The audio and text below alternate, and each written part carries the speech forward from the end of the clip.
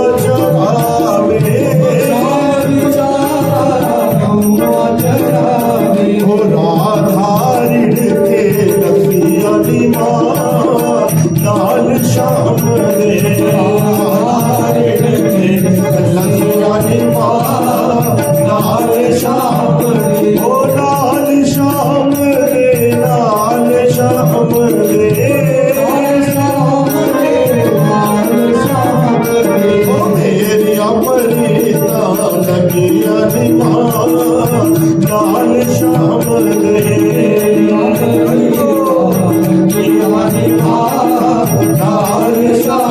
दे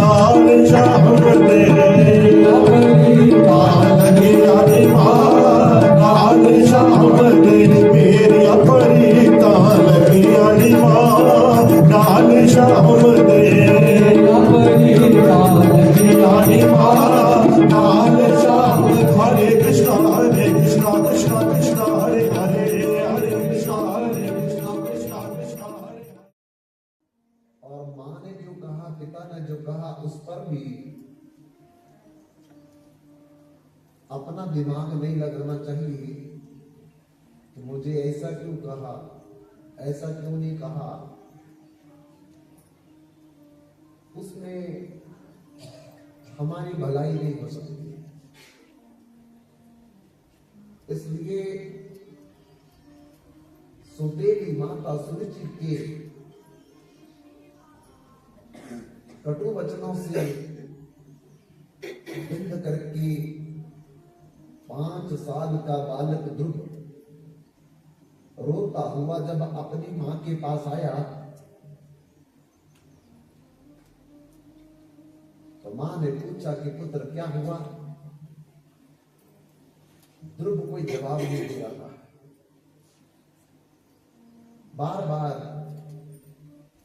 मां ने गले लगा करके सर पर हाथ फेर करके पूछा कि पुत्र बताओ हुआ क्या। ध्रुव ने कहा कि माता मैं आपको बिना बताए पिता से मिलने चला गया और जब मैं बड़े दरबार में देखा कि पिताजी राज सिंहासन पर विराजमान है, उत्तम उनकी गोदी में बैठा है एक तरफ और बाएं तरफ छोटी माता विराजमान है। मेरे मन में आया कि मैं भी तो राजा का पुत्र हूं, मेरा भी अधिकार है जैसे पिता की गोद में उत्तम बैठा मैं भी बैठा। दौड़ करके सिंहासन पर चढ़ करके उनकी गोदी में बैठ गया। उत्तम ने तो कुछ नहीं कहा, पिता ने भी कुछ नहीं कहा, पर छोटी माता से सहन नहीं हुआ। मेरे को कलाई पकड़ करके नीचे गिरा। जब मैं नीचे गिरा तो मेरी बाजू में भी चोट, सर में भी चोट और पांव में भी चोट आई। मैं चोट से करा रहा था, लेकिन माता की संतुष्टि इसमें भी नहीं हुई। मेरे पास आकर के कहती है डांट कर, ए मूर्ख बालक, अगर तू मेरे पुत्र उत्तम के बराबर राजा की गोद में बैठना चाहता है तो एक काम करना। क्या? वन में चले जाओ, वन पर स्नान करो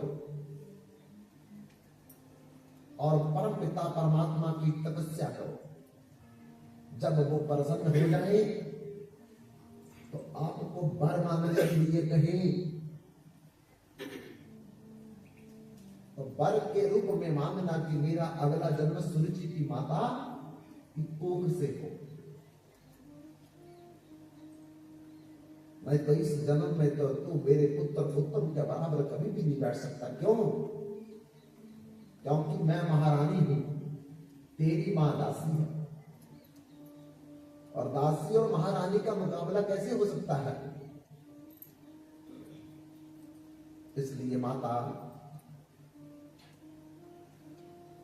मैं सब कुछ सहन कर सकता, कोई बात नहीं। और पिताजी भी चुप रखे। उन्होंने भी डांट करके नहीं कहा सुरुचि माता से कि भले ध्रुव भी तो हमारा पुत्री है।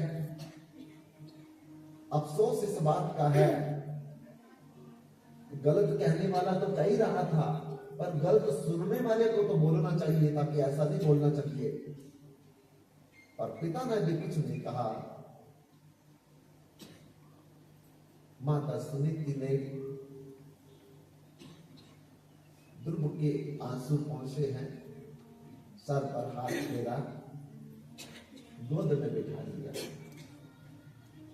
पुत्र, बड़ों पर दोष नहीं देती, उतार पाद तेरे पिता हैं, अगर वो चुप रहे तो कोई कारण होगा। और सुरुचि तेरी छोटी माता है, अगर उन्होंने कुछ शब्द बोले हैं उसमें भी कोई राज होगा, पर तू उनमें दोष देख रहा है। ये देखना ठीक नहीं है। क्यों? क्योंकि प्रारब्ध कर्म नाम देवा भोग नाशी। ये सब कुछ जो हो रहा है प्रारब्ध कर्म के अनुसार ही हो रहा है। मैं आज महारानी होकर के भी निर्जन वन में घास और फूस की कुटिया में, लेकिन मैं दुखी नहीं हूं, प्रसन्न हूं कि जिस हाल में परमात्मा ने रखा है उसी हाल में रह करके परमात्मा को याद करना ही मनुष्य जन्म का सबसे बड़ा कर्तव्य है। हम भगवान से शिकायत करते रहते हैं, हमें गरीब क्यों बनाया, हमें बीमार क्यों किया, हमारा घर छोटा क्यों है, हमारा परिवार ऐसा क्यों है। अरे भगवान ने जो कुछ किया है वो हमारे कर्म अनुसार ही किया है। फिर हम भगवान की दोष निकालेंगे, ये हमारी छोटी बुद्धि का परिचय है। क्योंकि भगवान सर्वंतर्यामी है, अंतर्यामी है, सर्वव्यापक है, सर्वाधार है, सर्वनियंता है। उनको भी गलती लग सकती है कभी। बोला दो दोस्त थे, जब भी कोई एक दोस्त बात करता था दूसरा उसमें कोई ना कोई दोष निकाल देता। एक दिन जब जा रहे थे तो आम के पेड़ के नीचे बैठे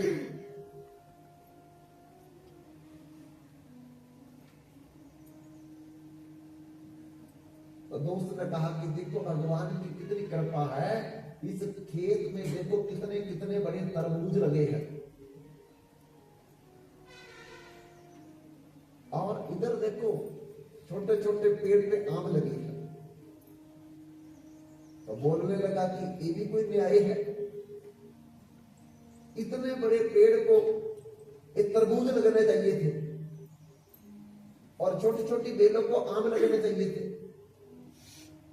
बेल तो छोटी है, तरबूज बड़ी, आम बड़ा है और फल छोटे। दोस्त ने कहा कि कोई भगवान ने सोच कर ही लगाई होंगी। कहता हमें क्यों नहीं पूछा, मेरे को पूछ लेते, मैं बता देता कि तरबूज ऊपर लगने चाहिए थे, आम नीचे लगने चाहिए थे। कहते भाई भगवान पर दोषारोपण नहीं करना चाहिए, भगवान की बुद्धि हमारे से विशाल है, कुछ तो सोच करके उन्होंने ऐसा किया होगा। पर फिर भी दोषारोपण की अगर आदत पड़ जाए तो व्यक्ति को बोलने की आदत पड़ जाती है, चुप नहीं रह सकता। बातें करते करते करते दोनों को आम के पेड़ के नीचे नींद आ गई और दोनों लेट गए नीचे। हवा चली और हवा चलने से क्या हुआ, आम के पेड़ से एक आम गिरा और गिर करके जो भगवान पर दोषारोपण कर रहा था उसकी नासिका पर गिरा, नक्सीर फूट गई और रक्त बहने लगा। चिल्लाया, अरे दोस्त मर गया, क्या हुआ? अरे आम ऊपर से गिरा, मेरी नासिका ऊपर, मेरी नक्सीर फूट गई। तो वो दोस्त अपने दोस्त से बोलने लगा कि भगवान का कितना शुक्र है, तो अभी अभी कुछ समय पहले कह रहा था कि भगवान ने तरबूज ऊपर क्यों नहीं लगाए, अगर तरबूज तेरे नासिका पर गिरता तो फिर तेरी दशा खराब हो जाती, अभी तो आम ही गिरा है। इसलिए भगवान पर, मां पर, पिता पर, बड़ों पर और गुरु पर अपनी बुद्धि का कभी भी प्रयोग नहीं करना चाहिए। क्यों? क्योंकि उनकी बुद्धि हमारे से ऊपर है। पुत्र, तेरी सौतेली मां ने जो कुछ कहा बिल्कुल ठीक कहा, और तेरे पिताजी जो चुप रहे बिल्कुल ठीक किया उन्होंने। क्यों? क्योंकि अगर तेरे पिता उस समय बोलते तो बहुत बड़ा झगड़ा हो जाता। और तेरी मां ने जो कहा है ये बिल्कुल तुम्हें ठीक कहा कि मैं दासी हूं और वो महारानी थी। इसका परिचय यही है कि मैं निर्जन में रह रही हूं, वो महलों में रह रही है। और तू मेरा पुत्र भी दासी का पुत्र है, तेरे को कोई अधिकार नहीं था पिता की गोदी पर बैठने का। उत्तम को अधिकार है क्योंकि वो महारानी का पुत्र है, राजकुमार है। और पुत्र, दूसरी बात जो तेरी छोटी मां ने कही, जाओ वन प्रस्थान करो, और जब भगवान प्रसन्न हो जाए तेरी तपस्या पर तो वर के रूप में तुम ये मांगना भगवान से कि मेरा अगला जन्म जो है माता सुरुचि की कोख से हो। पुत्र, मां ने ठीक ही कहा, अगर तू इस पिता के राज सिंहासन पर बैठना चाहता है तो तुम्हें सुरुचि की कोख से जन्म लेना पड़ेगा। पर अगर तू माता सुरुचि की कोख से जन्म भी ले लेगा तो एक ही जन्म पिता के सिंहासन पर बैठेगा, फिर सिंहासन बदल जाएगा, पिता बदल जाएगा, मां बदल जाएगी। और मैं तो तुम्हें यही कहती हूँ कि परम पिता परमेश्वर को प्रसन्न करके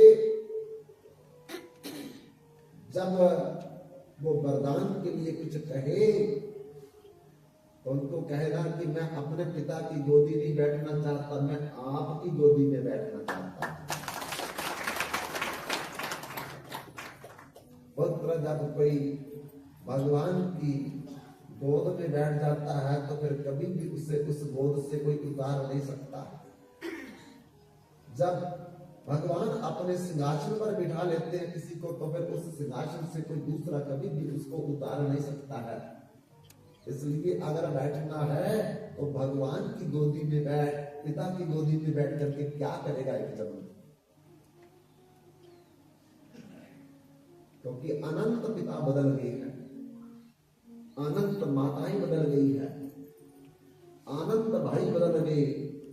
जब तक असली पिता भगवान के पास नहीं पहुंचेंगे, असली माता भगवान के पास नहीं पहुंचेंगे, तब तक ये पिता बदलने पड़ेंगे, माताएं बदलनी पड़ेगी, ये बदलने वाले मिलेंगे।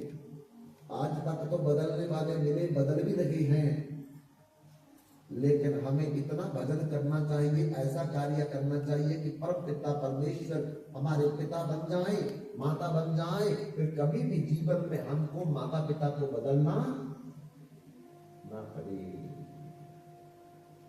ना पड़े। इसलिए बंधुओं, जगदेर पिता कृष्ण जेना भजे भाव, पितर द्रोही पाक किर जन्म जन्म पावे ताप। ईश्वरा कृष्ण परमा सच्चिदानंद विग्रह अनादिर राधिर गोविंद सर्व कारण कारणम। पितामस्य जगतो माता दाता पितामह वेद्य पवित्र ओंकार निशाम जजुरीवच। सबके पिता सबके माता कौन है? भगवान है। इसलिए मंदिरों में सुबह सुबह आरती के बाद हमारे ब्राह्मण लोग बोलते तुमेव माता चा पिता तुमेव बंधु चा सखा तुमेव विद्या चा द्रविणम तुमेव सर्वम मम देव देव। इसका क्या मतलब है? संस्कृत में दो शब्द है, एक अपी एक एव। अपी का मतलब होता है तुम भी हमारे पिता हो, तो ये भी हमारे पिता है जहां से जन्म लिया। लेकिन यहाँ ये नहीं लिखा हुआ, जहां लिखा तुमेव माता चा पिता तुमेव, तुम ही मेरी माता हो, तुम ही मेरे पिता हो। ये मेरे पिता नहीं है, ये मेरी माता नहीं है। क्यों? क्योंकि एक तो मेरे शरीर की माता है, ये मेरे शरीर के पिता है, मैं शरीर है ही नहीं। ये तो शरीर मुझे कुछ समय के लिए कार्य करने के लिए पिता, मैं तो आत्मा हूं, और आत्मा का पिता तो परमात्मा, आत्मा की माता तो परमात्मा है। तो मैं अपने आप को शरीर मान करके शरीर के पिता को पिता मान लेता हूं, शरीर के माता को माता मान लेता हूं, शरीर के मामा मामी को मामा मामी, दादा दादी को दादा दादी, चाचा चाची को चाचा चाची मान लेता हूं, और वो मेरे शरीर के है, मेरे नहीं। क्यों? क्योंकि मैं शरीर नहीं, मैं शरीर के भीतर बैठा हुआ आत्म स्वरूप हूं। और उसका पिता कौन है? परमात्मा। उसकी माता कौन है? परमात्मा। इसलिए इसमें स्पष्ट बोल दिया तुमेव माता चा पिता तुमेव, तुम ही भगवान मेरे माता हो, तुम ही मेरे पिता हो। भगवान राम जब वनवास में जाने लगे तो लक्ष्मण जी जिद करने लगे, मैं भी जाऊंगा आपके साथ। तो भगवान राम ने कहा अपनी माता से पूछ करके आओ, अगर वो भेजेंगे तो मैं तुम्हें लेने के लिए ले जा सकता हूं साथ में। तो भगवान लक्ष्मण ने कहा मैं उनको माता मानता ही नहीं। अरे तुम्हारे पिता की इस समय बहुत कंडीशन खराब है, उनको देख रेख के लिए आपको अयोध्या में रहना होगा। लक्ष्मण जी कहते मैंने दशरथ को कभी पिता माना ही नहीं। अरे आप हो मेरे पिता, और माता सीता मेरी है माता। मैंने उनको नहीं माना था, इसलिए मैं तो आपके साथ जाऊंगा। पिताजी को जो कुछ हो जाए, मुझे कुछ नहीं लेना देना। माता को कुछ भी हो जाए, मुझे लेना देना नहीं है। मैं तो असली माता पिता के साथ जाऊंगा, उनकी सेवा करूंगा। देखो, माता मेरी सीता है,